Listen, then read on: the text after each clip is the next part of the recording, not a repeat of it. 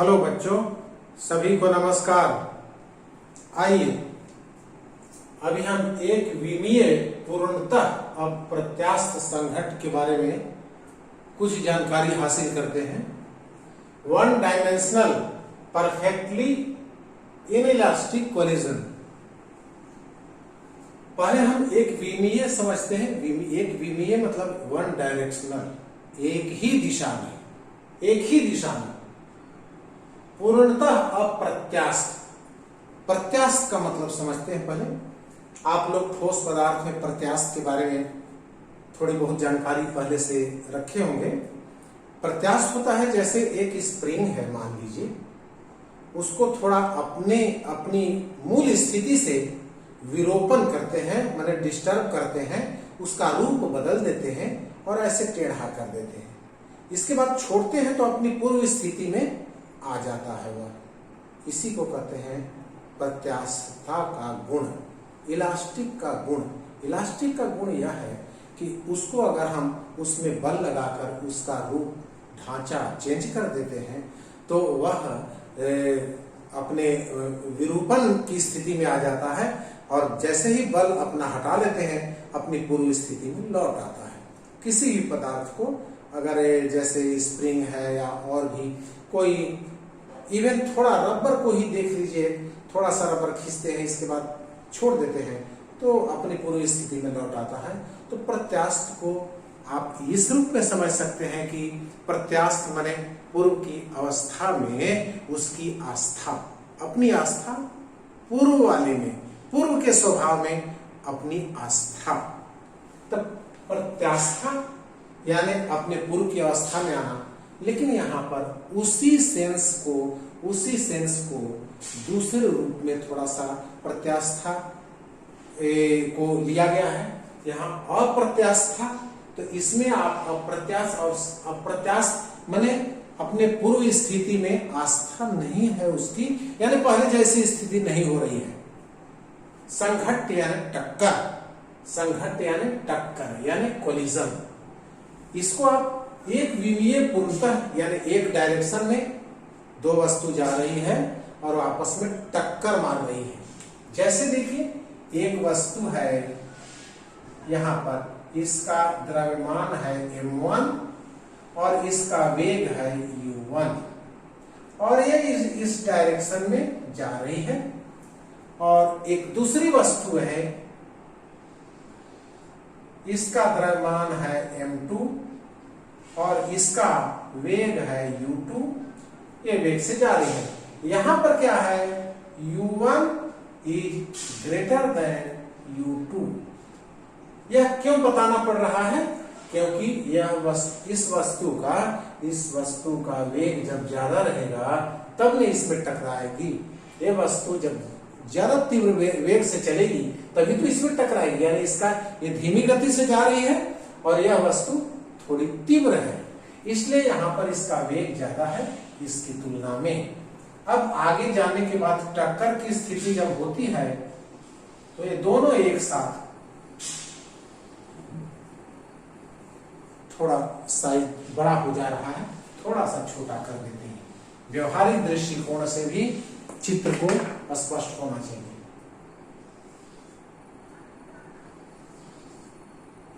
यह हो गया m1 और m2 और दोनों का सम्मिलाप वेग हो गया v। इसमें क्या हुआ है, दो वस्तु एक ही डायरेक्शन में, यानी एक विमीय एक ही डायरेक्शन में, वन डायमेंशन एक ही डायरेक्शन में जा रहा है और दोनों के बीच टक्कर हो रही है यहां पर, और इसके बाद टक्कर के बाद इसका वेग हो जा रहा है v। इन इलास्टिक यानी पूर्व की अवस्था में इसकी अपने पूर्व की अवस्था में आस्था नहीं है।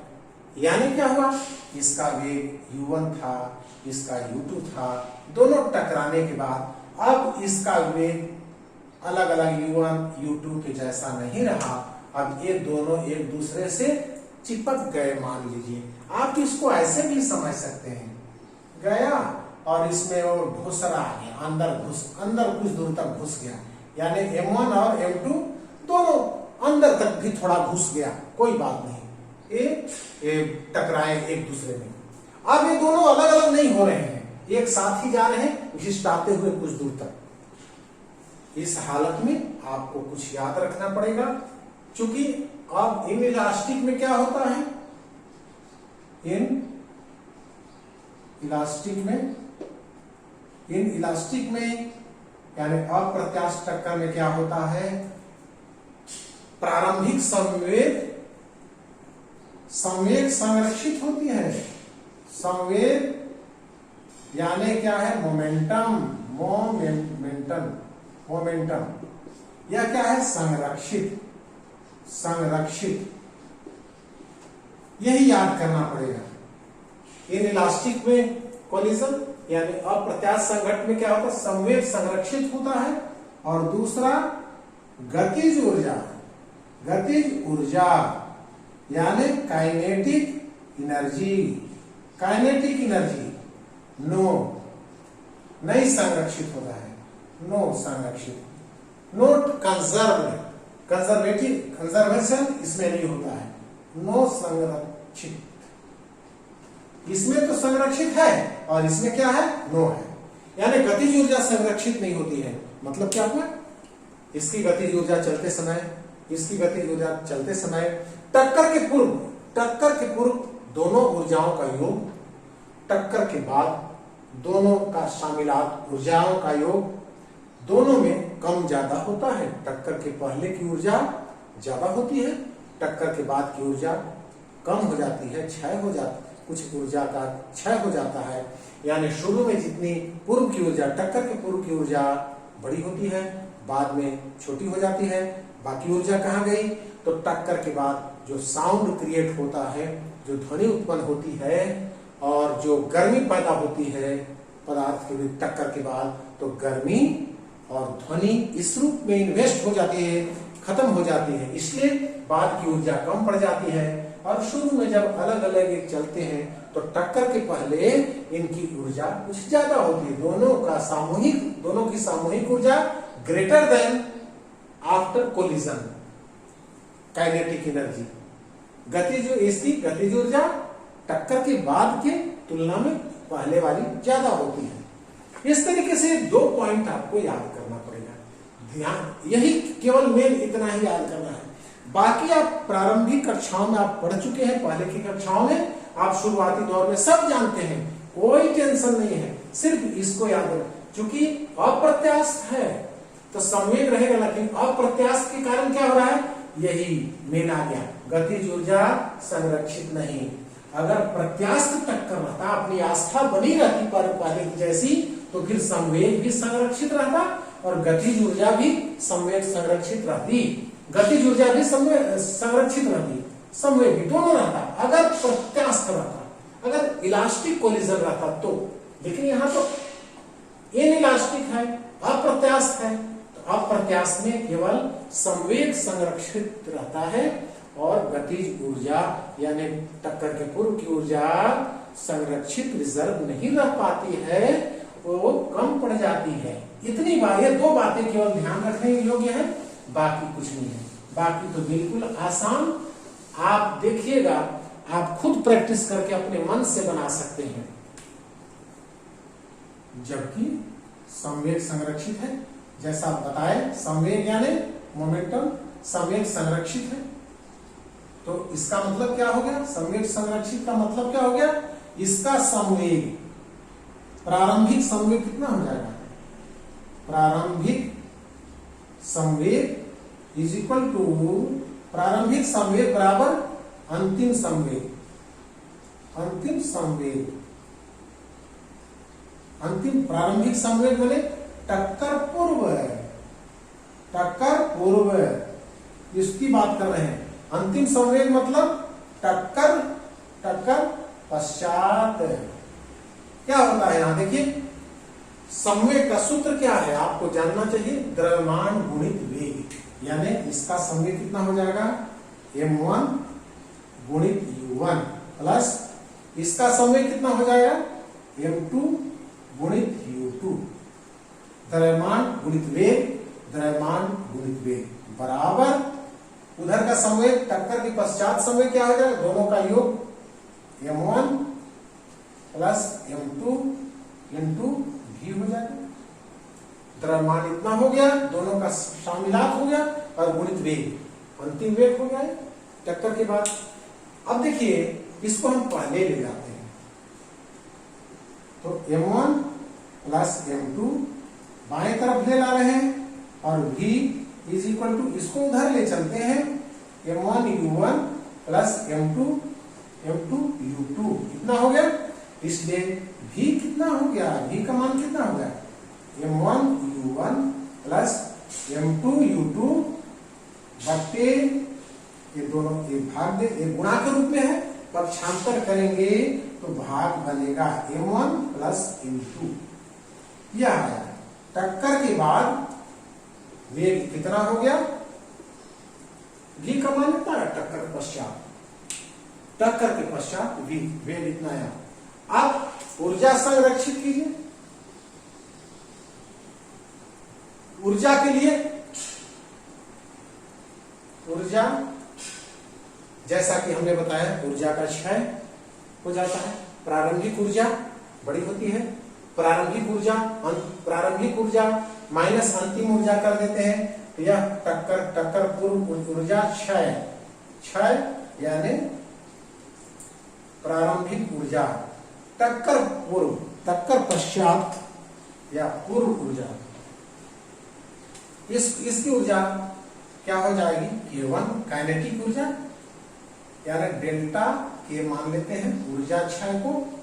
तो टक्कर के पहले की ऊर्जा कितनी थी, इन दोनों की टक्कर पूर्व इसकी ऊर्जा कितनी थी K1 एक इसका और इसका ऊर्जा का योग कितना था K1 और माइनस इसका ऊर्जा कितना है K2, ऐसा कर लेते हैं।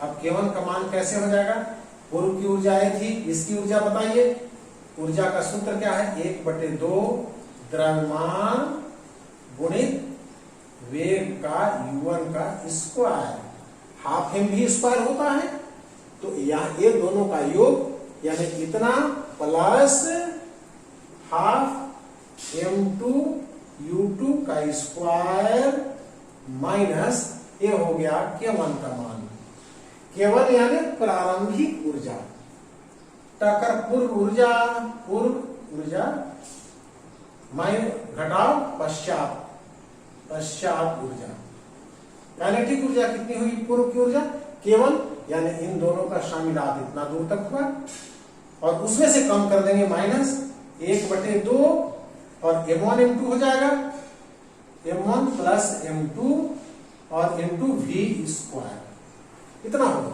ये क्या हो गया बाद का K2 का मान इतना हो गया, K2 का इसका ये K2 हो गया, K2 का मान हमने इसके बारे में लिखा, ठीक है। प्रारंभिक ऊर्जा ये टोटल माइनस अंतिम ऊर्जा टोटल। अब इसको आपको हल करना है, अभी तक हमने कोई कठिन काम नहीं किया है।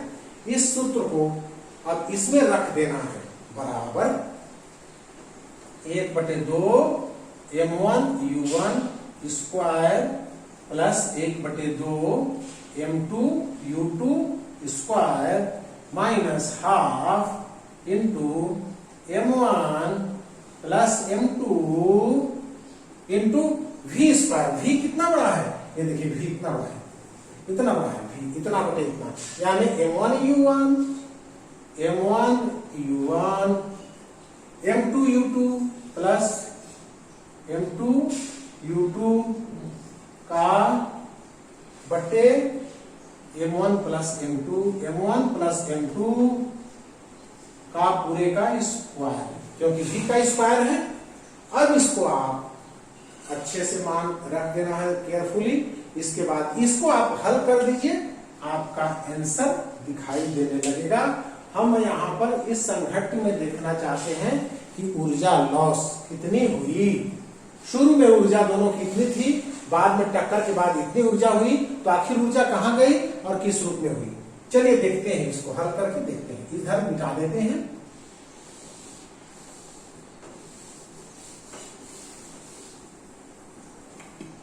इसके बाद देखिए डेल्टा के इज इक्वल टू क्या हो गया, इधर तो हाफ हाफ हाफ सब ले लीजिए, सब में कॉमन है तो हाफ हम निकाल लेते हैं सब में। और क्या देखिए क्या क्या बच गया, m1 u1 square plus m2 u2 square minus half तो चला गया है बाहर, क्या बच गया m1 प्लस m2 ये बच गया। इसके बाद ये डबल है, ये वाला आइटम डबल है क्योंकि स्क्वायर है, तो यहां पर हम कर देते हैं m1 u1 plus m2 u2, इसको घेर देते हैं ऐसा अपनी जगह पर है। इसके बाद ये है, ये स्क्वायर के रूप में है और बट्टे ये भी स्क्वायर के रूप में m1 प्लस m2 स्क्वायर के रूप में है क्योंकि v का मान रखे हैं तो ये दो बार हम लिख लेते हैं सुविधा के लिए m1 प्लस m2 और दो बार है स्क्वायर के रूप में है तो m1 प्लस m2, ठीक है, इस तरीके से रख लिया, क्लियर है। अब एक कट गया, ये दोनों कट गए, देखिए इसके बाद अब आगे बढ़ते हैं हाफ। अब यहां पर क्या हो गया, अब इन सबों में अभी एक बार और बल्कि लिख लेते हैं ताकि समझने में सुविधा हो, plus m2 u2 square minus इसको आप स्क्वायर a प्लस बी का होल स्क्वायर कर सकते हैं तो a स्क्वायर यानी m1 square u1 square a square हो गया plus b square a plus B का होल स्क्वायर के रूप में है तो आंसर क्या आएगा a square plus B square plus 2ab add हो जाएगा a square plus B square B square a square B square plus 2ab 2 into a यानी m1 u1 2a b क्या हो गया m2 u2 कितना हो गया बट्टे m1 प्लस m2, यहां से हम घेर देते हैं इसको। अब देखिए आगे बढ़िए 1/2, अब m1 को ले लीजिए और सभी में गुणा कीजिए क्योंकि एक पूरे ब्रैकेट जाएगा इन सबों के साथ गुणा हो जाएगा, लघुत्तम इतना बटे 1 कर सकते हैं आप, तो इतना का लघुत्तम आपको हम लघुत्तम ले रहे हैं दिखा रहे हैं बराबर 1/2 तो है ही, थोड़ा बड़ा बनाते हैं, इतना बना लेते हैं। अब देखिए क्या होता है, एक और एक का लघुत्तम सेम हो जाएगा m1 प्लस m2, ठीक है, और a जाएगा इसके साथ तो m1 को पहले ले लेते हैं m1, तो यहाँ m1 इसमें गुणा होगा तो m1 स्क्वायर u1 स्क्वायर, ठीक है, m1 का काम खत्म। अब m1 को इसके पास ले गए, क्या बना m1 m2 u2 स्क्वायर, ठीक है, m1 का काम कंप्लीट। इसके बाद अब ले चलिए इसको m2 को इसके पास ले चलेंगे तो m1 m2 बनेगा m1 m2 इंटू u1 का स्क्वायर, ठीक है। इसके बाद अब इसको इसके पास ले चलिए प्लस m2 डबल हो जाएगा, m2 का घात 2 हो जाएगा, m2 का घात 2 और u2 का घात 2 हो जाएगा और माइनस, अब देखिए ये थोड़ा और इसके बाद ये सब उतरेगा, ये थोड़ा छोटा पड़ जा रहा है, इधर खींच देते हैं,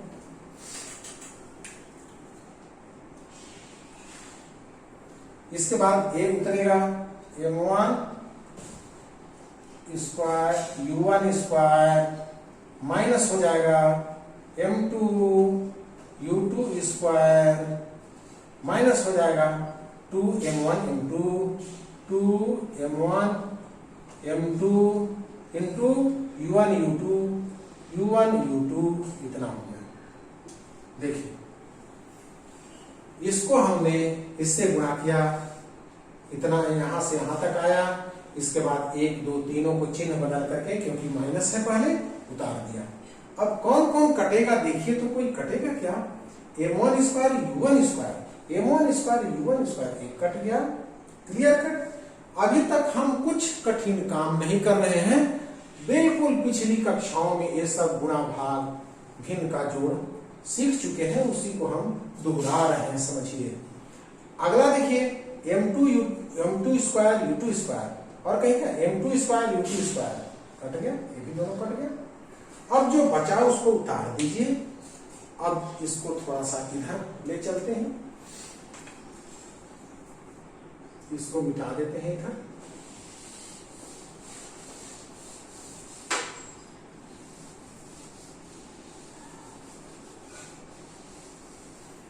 देखिए इसके बाद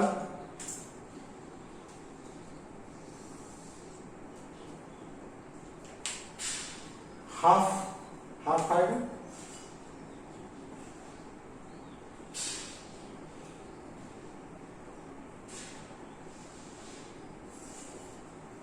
हाफ हुआ। इसके बाद देखिए इसमें क्या क्या कॉमन है, m1 m2 फिर m1 m2 गौर कीजिएगा, m1 m2 कॉमन है, m1 m2 कॉमन हो गया। क्या बच गया, फिर बच गया u2 स्क्वायर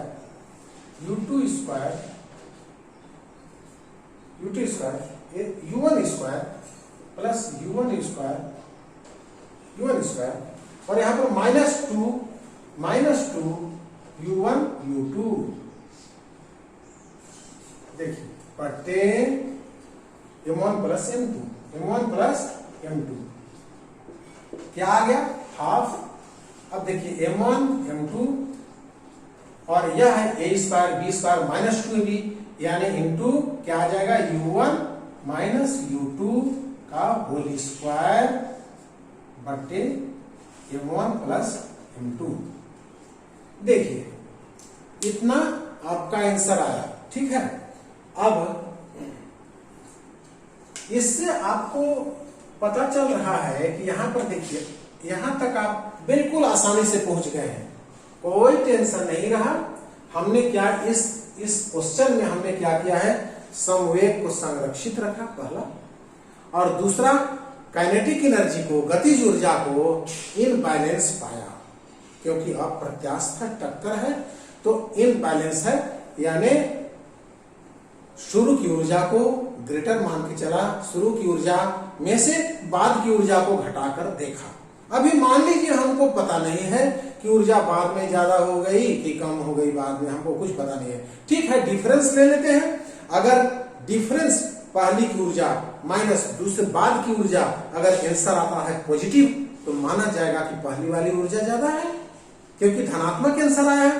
धनात्मक आंसर आया मतलब क्रम सिलसिलेवार अच्छे से वो घट गया, यानी शुरू में बड़ी संख्या है, बाद में छोटी संख्या है, आंसर आ गया पॉजिटिव, धनात्मक।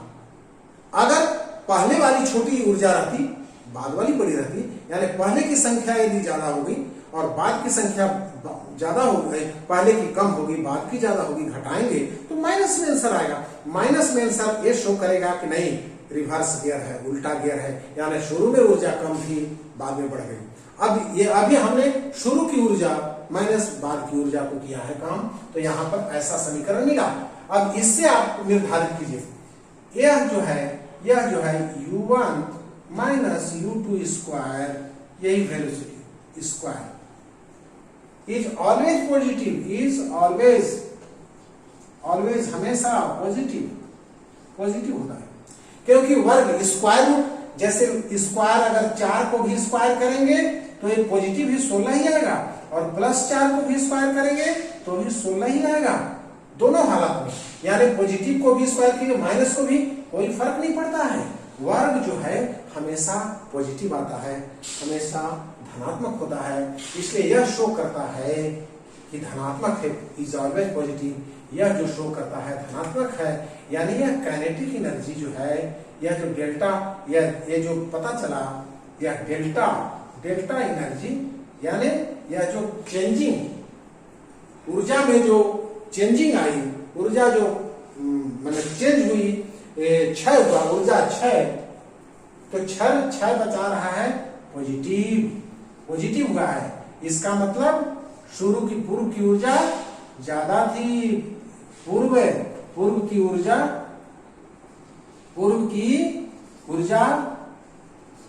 अधिक थी, पूर्व की ऊर्जा अधिक, बाद की ऊर्जा कम। तभी तो पूर्व की ऊर्जा अधिक थी तब न बाद की कम हुई, तब न पॉजिटिव आंसर आ रहा है, घटाने पर आंसर तब न आया है। इसलिए और सवाल उठता है कि यह ऊर्जा कहां चली गई, शुरू में ज्यादा थी बाद में कम कैसे हो गई? तो यह ऊर्जा टक्कर होने के बाद ध्वनि ऊर्जा में परिवर्तित हो गई, गर्मी पैदा हो गई, दोनों पदार्थ गर्म हो गए, थोड़ा उस रूप में ऊर्जा कम पड़ गई, उस ऊर्जा में ऊर्जा का क्षय हुआ है। इस तरीके से बिल्कुल सरल आसान सवाल है, परीक्षा में प्रायः पूछा जाता है, बहुत ही आसान सवाल है। हमने कुछ नहीं किया, केवल 2 पॉइंट याद रखना है। इस केस में, अप्रत्याश वाले केस में समवेग संरक्षित करना है, जो कि दोनों में होता है, दोनों टक्कर में, प्रत्याश टक्कर में भी अप्रत्याश में भी। ध्यान रखना है अप्रत्याश में केवल काइनेटिक एनर्जी इम्बैलेंस होता है, टक्कर के पूर्व टक्कर के बाद। बस इतना ही आप बार बार प्रैक्टिस करें, बहुत अच्छे से 2-3 बार अपने से बनावें, सेल्फ कॉन्फिडेंस बढ़ जाएगा।